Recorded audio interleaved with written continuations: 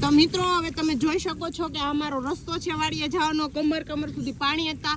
આ લીમડાની ડાળ ક્યાંથી પડી ખબર જો ઓલા ઉપલા ડાળ એટલે તો બતાવો તો મારથી નથી દેખાડાતું, ઊંચું છે જો. મિત્રો આ ડાળ રહી ને આ ખાલી ભાગ ગયો ને ઈ ઉપાડીને અહીંયા નાખી દીધી અને પાણી જો દરિયો હાલતો થઈ ગયો.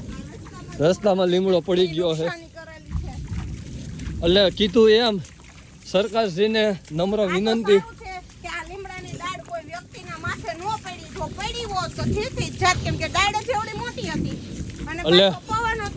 આ મગના પાથરા પડ્યા, આ જો પૂર આવી દીધા, પાણી ખપખપિયા હેલા જાય.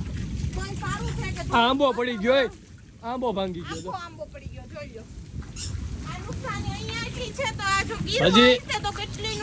હજી આવડું આ સક્રિય છે. જો આમ ઉઘાડ થઈ ગયું હોય મિત્રો, પણ આ હજી સક્રિય છે.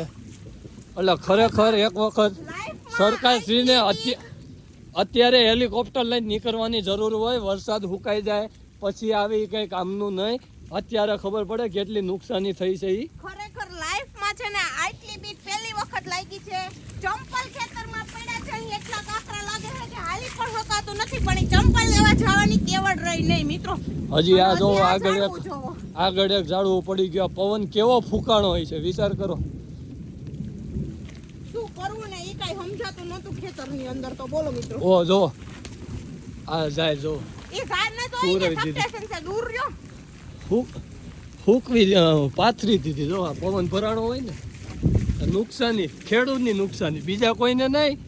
બીજા બધાને તો હાઈફાઈ ગાડીઓ ફરવી એની નુકસાની જ નથી. આ ગુંદો પડી ગયો આખો.